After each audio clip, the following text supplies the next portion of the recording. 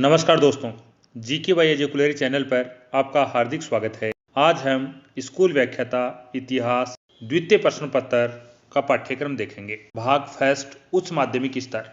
एक, प्राचीन भारत के स्रोत, साहित्यिक, पुरातत्व, विदेशी यात्रियों के लेख। 2, सरस्वती, सिंधु घाटी, हड़प्पा सभ्यता, उत्पत्ति, विस्तार, पतन, पुरातत्व स्थल। 3, महाजनपद काल, मगध का उदय, हर्यक वंश, शिशुनाग और नंद वंश। 4, मौर्य वंश, स्थापना, विस्तार, प्रशासन, अर्थव्यवस्था, कला और वास्तुकला। 5, दिल्ली सल्तनत व्यवस्था के दौरान विस्तार, प्रशासनिक व्यवस्था, सैन्य संगठन, भू राजस्व, एकता व्यवस्था। 6, प्रादेशिक शक्तियों का उदय और भारत में औपनिवेशिक शासन की स्थापना 1757 ईस्वी से 1857 ईस्वी तक। 7, ब्रिटिश सर्वोच्चता का विकास। 8, 1857 का विद्रोह, प्रकृति, घटनाएं, महत्व एवं परिणाम। 9, यूरोप में पुनर्जागरण और धर्म सुधार आंदोलन।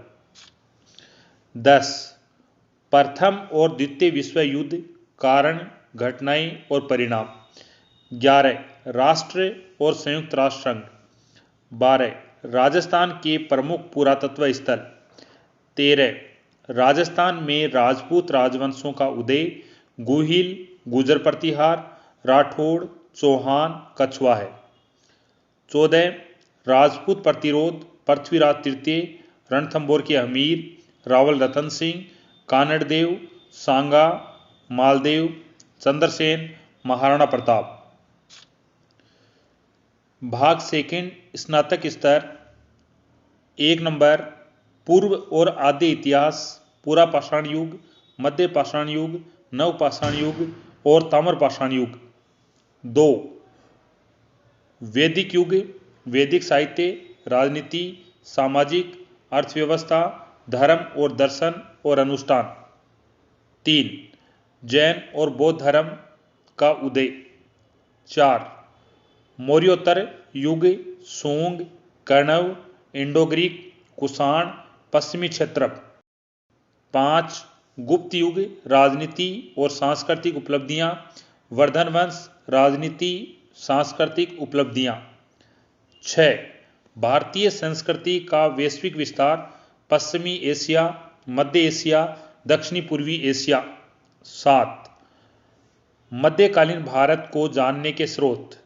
8, भक्ति आंदोलन व सूफीवाद का विकास।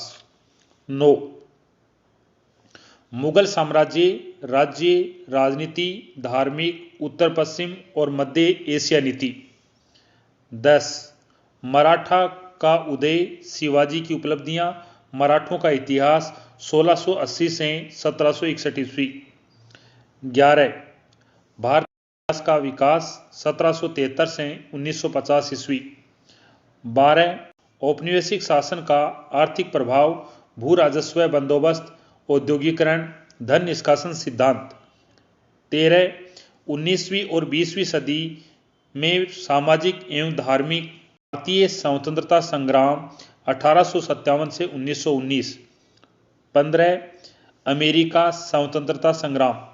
16, औद्योगिक क्रांति। 17, 1789 की फ्रांसीसी क्रांति और नेपोलियन बोनापार्ट युग। 18, इटली एवं जर्मनी का एकीकरण। 19, रूस की क्रांति। 20, 1857 के विद्रोह में राजस्थान की भूमिका। 21, राजस्थान में आदिवासी एवं किसान आंदोलन। 22, मुगल राजपूत संबंध, मानसिंह, राय सिंह, मिर्जा राजा जयसिंह और जसवंत सिंह। भाग 3 स्नातकोत्तर स्तर। 1, मौर्योत्तर युग में समाज, अर्थव्यवस्था एवं संस्कृति। 2, दक्कन और दक्षिणी भारत के राजवंश, सातवाहन, संगम युग, चालुक्य, पल्लव, चोल, राष्ट्रकूट। 3, पूर्व मध्यकालीन भारत में सामाजिक सांस्कृतिक जीवन एवं विकास। राजपूत काल। 4 मुगलों की प्रशासनिक व्यवस्था, राज व्यवस्था, सैन्य प्रशासन, मनसबदारी और जागीरदारी। 5 मध्यकालीन भारत के दौरान आर्थिक और सामाजिक सांस्कृतिक जीवन। 6 सामाजिक सुधार एवं भारत में दलितों और महिलाओं का उत्थान। 7 19वीं सदी में शिक्षा और प्रेस का विकास।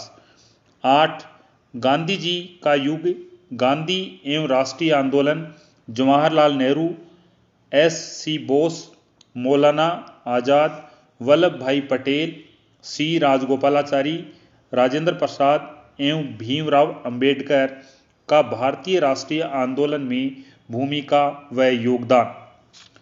9 जर्मनी में नाजीवाद और इटली में फांसीवाद का उदय। 10 अरब देश, अफ्रीका और दक्षिणी पूर्वी एशिया में राष्ट्रीय आंदोलन। 11 1949 की चीनी क्रांति। 12 राजस्थान के इतिहास के स्रोत, पुरातत्व, अभिलेख, साहित्यिक। 13 राजस्थान में सामाजिक परिवर्तन और राजनीतिक जागृति। 14 राजस्थान का एकीकरण एवं इसके विभिन्न चरण। 15 राजस्थान की कला, वास्तुकला एवं पेंटिंग।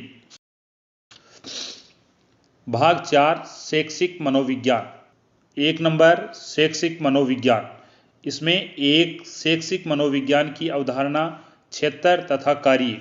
2 किशोर अधिगमकर्ता की शारीरिक, संज्ञानात्मक, सामाजिक, संवेगात्मक एवं नैतिक विकासात्मक विशेषताएं तथा शिक्षण अधिगम के लिए इनके निहितार्थ। 3 अधिगम के व्यवहारवादी, संज्ञानात्मक और निर्मितवादी सिद्धांत तथा उच्च माध्यमिक स्तर के विद्यार्थियों के लिए इनके निहितार्थ। 4 मानसिक स्वास्थ्य एवं समायोजन की अवधारणा तथा समायोजन युक्तियाँ। 5 संवेगात्मक बुद्धिमत्ता और शिक्षण अधिगम के निहितार्थ।